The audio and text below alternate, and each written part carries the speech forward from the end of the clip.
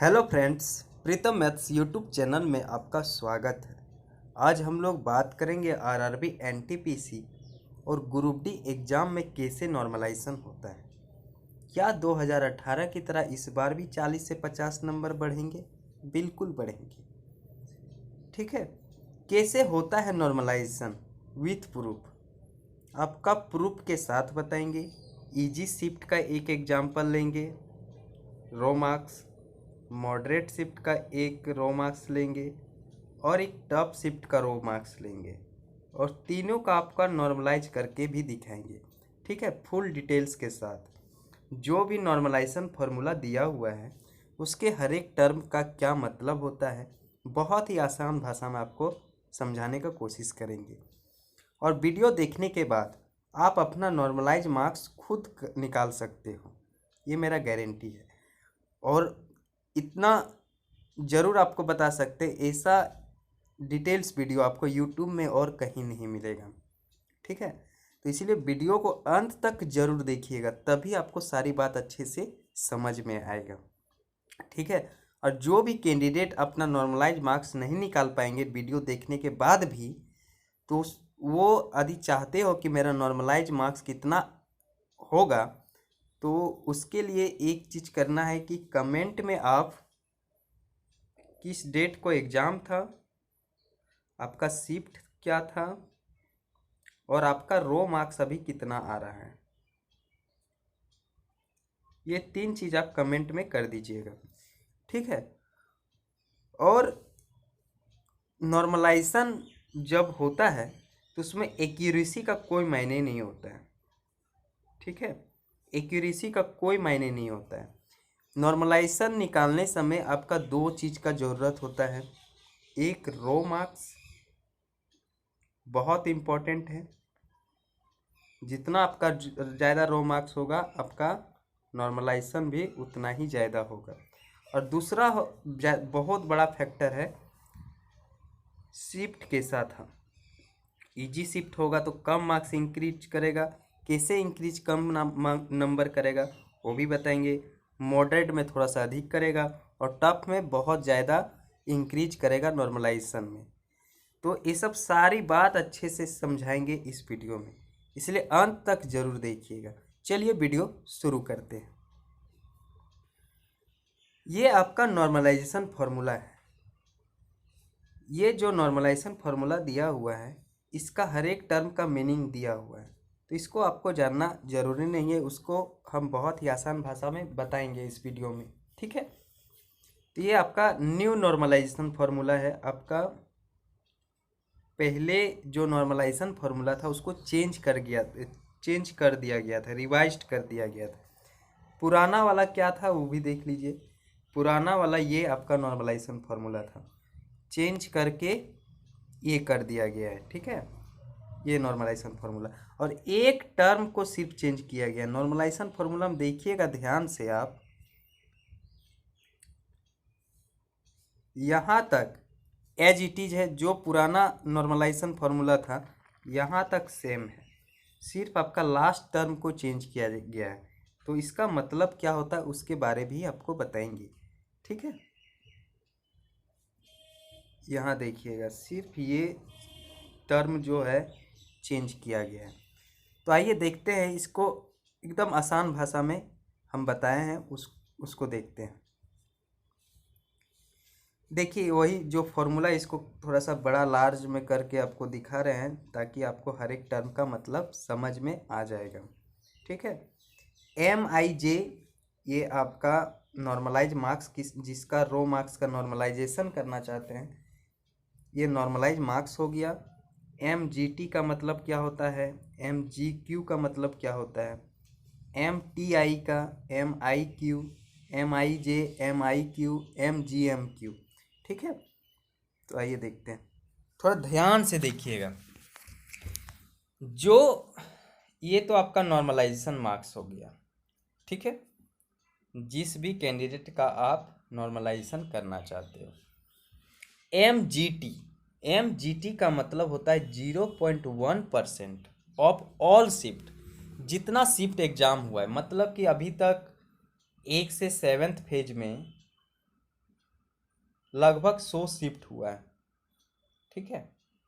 100 shift exam हुआ, उसका कितना कैंडिडेट उसमें एग्ज़ाम दिए, उसका 0.1% कैंडिडेट जो टॉपर होंगे उसका एवरेज है ये, ठीक है। और MGQ का मतलब होता है mean plus standard deviation of all shift.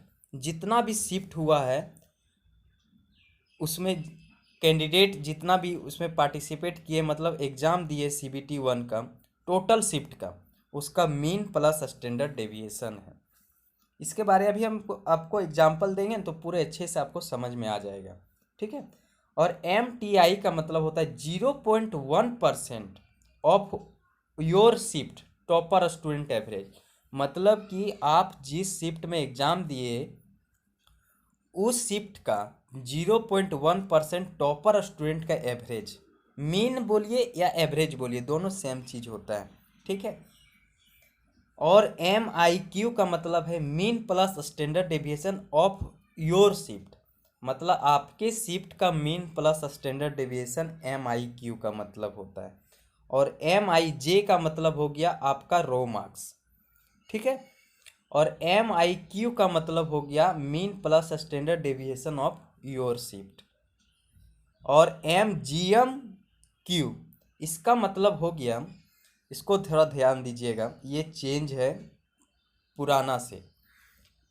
पहले था आपका कि एज इट इज ये लिखा हुआ था यहाँ पे, मतलब mean plus standard deviation of all shift, लेकिन इसमें क्या है maximum mean marks of all shift. जैसे कि आपका 100 शिफ्ट में एग्ज़ाम हुआ, कोई शिफ्ट ऐसा होगा जिसका मैक्सिमम मीन आया होगा, ठीक है, तो वो शिफ्ट का इसमें लेना है और प्लस स्टैंडर्ड डेविएशन। यहाँ तक आपको कुछ भी नहीं घुसा होगा दिमाग में। चलिए अब एग्जाम्पल लेके आपको बताते हैं। चलिए यहाँ पे हम 0.1% of all shift topper average लिखे हुए हैं। तो आपका पूरा शिफ्ट में 1,15,00,000 स्टूडेंट क्या थे, फॉर्म फिलअप किए थे।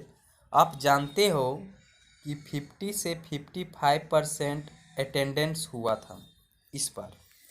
तो इस बेसिस पे हम कह सकते हैं कि टोटल शिफ्ट में आपका 70 लाख स्टूडेंट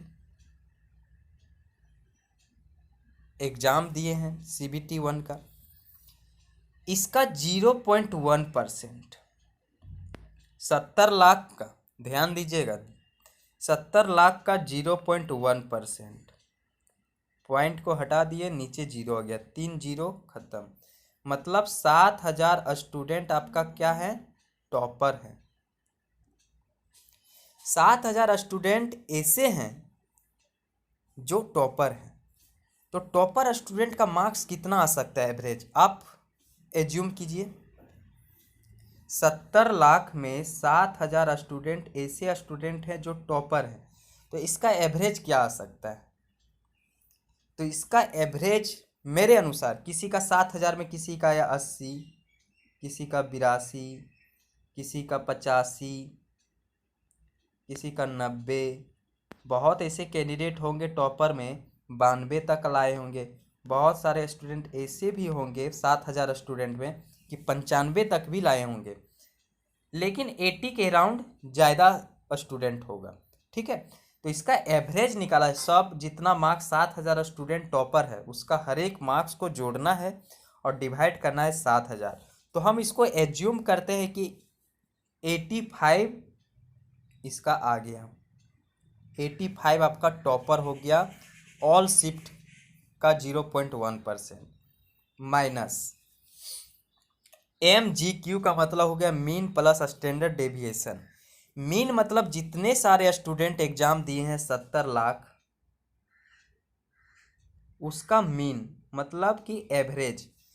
तो रेलवे में देखा गया है कि इसका एवरेज टोटल स्टूडेंट का बहुत ही कम आता है, क्योंकि बहुत सारे स्टूडेंट ऐसे होते हैं कि 30, 40, 25, 20 भी लाते हैं, और बहुत सारे स्टूडेंट ऐसे भी होते हैं 50 और 60 के बीच बहुत सारे स्टूडेंट का होता है। और 70 से 80 के बीच भी स्टूडेंट बहुत सारे होते हैं, लेकिन 80 और 90 के बीच आपका 1% से भी कम होता है। ठीक है, तो इस बेसिस पे आपका माना जाए तो ये आपका कितना आ गया 85 माइनस, और टोटल यहाँ लिखे हैं ऑल शिफ्ट का एवरेज। ऑल शिफ्ट का एवरेज मान लेते हैं 40 के आसपास आया।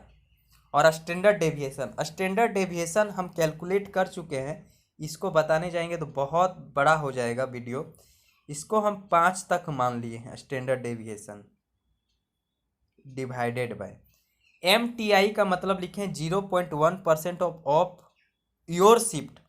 मतलब कि आपके शिफ्ट में 1 लाख जनरली हर एक शिफ्ट में एग्ज़ाम होता था, तो उसमें अटेंडेंस 50 से 60% हो रहा था। तो इसको मान लेते हैं 70,000 स्टूडेंट आपका एग्ज़ाम दे रहे थे एक शिफ्ट में, तो इसका 0.1% 70 स्टूडेंट हुआ।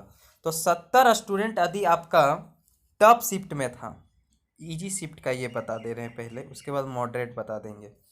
यदि इजी शिफ्ट में था तो 70 स्टूडेंट का एवरेज कितना जा सकता है? 70 स्टूडेंट यदि इजी शिफ्ट था तो इसका भी 85 के करीब पहुंच जाएगा, टॉपर स्टूडेंट होंगे इजी शिफ्ट में। ठीक है, उसके बाद mean plus standard deviation of और शिफ्ट। यदि इजी शिफ्ट है तो उसका एवरेज ऑटोमेटिक बढ़ जाएगा। एवरेज ऑटोमेटिक बढ़ेगा तो कितना एवरेज तक जा सकता है? मान लेते हैं ये 45 हो गया, और स्टैंडर्ड डेविएशन सबको एक ही मान रहे हैं 5 इंटू MIJ आपका रो मार्क्स। इजी शिफ्ट में है तो आपका रो मार्क्स अभी आ रहा है 70 नंबर, तो 70 नंबर रो मार्क्स लिख दिए, माइनस MIJ यही वाला है 45 प्लस 5 वाला 50 प्लस MGMQ। इसका मतलब हो गया कि कोई शिफ्ट ऐसा शिफ्ट होगा, ठीक है, कोई शिफ्ट ऐसा शिफ्ट होगा जिसका एवरेज 55 के आसपास होगा। आप मानते हो कि नहीं कि कोई शिफ्ट 100 शिफ्ट में कोई शिफ्ट ऐसा होगा जिसका एवरेज 55% होगा, क्योंकि आपका वो बहुत ही इजी शिफ्ट हो सकता है, इसीलिए उसको हम 55 मान रहे हैं। और 5 नंबर आपका क्या माने हैं? Standard deviation. तो ये कितना हो गया? 60। तो इसको कैलकुलेट करते हैं। कैलकुलेट आप कर सकते हो, हम डायरेक्ट कैलकुलेट करके हम आपको बता दे रहे हैं। 85 minus 45 divided by 85 minus 50 into 70 में 20 चला गया तो कितना हो गया आपका? 70 में 50 चला गया तो 20 प्लस 60। तो इसको 40 डिवाइडेड बाय 35 इंटू 20 प्लस 60, 5 सत्ते 35, 5 अट्ठे 40, 7 तिया 21, 8 तिया 24, 84 नंबर। मतलब जिसका इजी शिफ्ट में 70 नंबर आया उसका नॉर्मलाइजेशन मार्क्स आपका हो रहा है 84। मतलब उसका कितना नंबर बढ़ा? 14 नंबर बढ़ा। तो डिपेंड किस में कर रहा है? Raw marks. जितना आपका रॉ मार्क्स अधिक होगा आपका 100% आपका नॉर्मलाइजेशन आपका अधिक होगा। कहाँ पे डिपेंड कर रहा है? देखिएगा यहाँ पे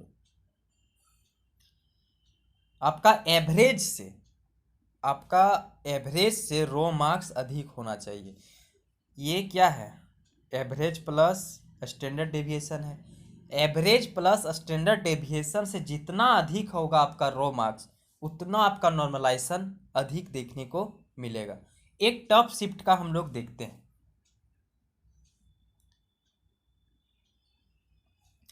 जैसे टॉप्स ये तो सबका बराबर होगा 85 minus mean plus standard deviation, ये भी सबका सेम होगा। तो मान लेते हैं ये कितना आ गया? 40 का एवरेज था तो टोटल हो गया ये 45, 5 स्टैंडर्ड डेविएशन माने हैं। MTI टॉपर स्टूडेंट, आपका बहुत ज़्यादा टफ शिफ्ट था, तो उसमें आपका एवरेज स्टूडेंट टॉपर का एवरेज कितना आ सकता है? 65 के ही आसपास आएगा, क्योंकि टॉपर स्टूडेंट कितना भी क्यों ना हो, लेकिन टफ शिफ्ट है तो 65 के ही आसपास एवरेज आएगा। तो ये कितना आ गया मेरा? 65 के आसपास। और mean plus standard deviation of your shift, तो आपका टफ शिफ्ट था तो एवरेज क्या हो जाएगा? घट जाएगा। तो 40 के आसपास ये भी एवरेज मान लेते हैं। तो 40 और 5 प्लस 45, आपका स्टैंडर्ड डेविएशन 5 जोड़ रहे हैं, इनटू आपका रो मार्क्स आ रहा है 50, टफ शिफ्ट में था आपका 50 आ रहा है, माइनस 45 प्लस ये तो आपका सेम रहेगा क्योंकि मैक्सिमम बोल रहा है, इसको हम माने थे कितना? 60। ठीक है, अब इसको हम सॉल्व करते हैं। 85 माइनस 45 तो कितना आ गया? 40 डिवाइडेड बाय 20 इंटू 5 प्लस 60, 20 दूनी 40, 5 दूनी 10, 70 नंबर। मतलब कि टॉप शिफ्ट में यदि आपका एग्ज़ाम पड़ा था और आपका 50 नंबर आ रहा है, तो आपका 20 नंबर एनी हाउ बढ़ेगा, 70 आपका हो जाएगा। ठीक है, तो यदि आपका टॉप शिफ्ट में था 50 नंबर आ रहा है, कोई भी जोन से हो, तो आराम से आपका सिलेक्शन हो जाएगा। देखिएगा 20 नंबर बढ़ गया।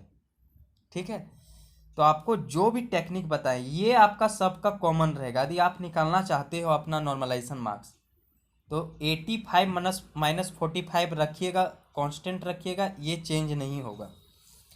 आपका 0.1% ऑफ टॉपर स्टूडेंट का यदि टॉप शिफ्ट में है तो ये थोड़ा सा बढ़ जाएगा, अरे सॉरी कम हो जाएगा। टॉप शिफ्ट में है, मॉडरेट में है तो 70 के करीब पहुंच जाएगा, और आपका इजी शिफ्ट में है तो 80 के करीब पहुंच जाएगा। ठीक है, और ये जो मार्क्स है यदि टॉप शिफ्ट में तो ये भी कम रहेगा, और आपका ये रो मार्क्स हो गया, ये एज इट इज यहाँ उतरता है, ये भी कांस्टेंट रहेगा। कौन कौन सा कांस्टेंट रहेगा वो देखिए।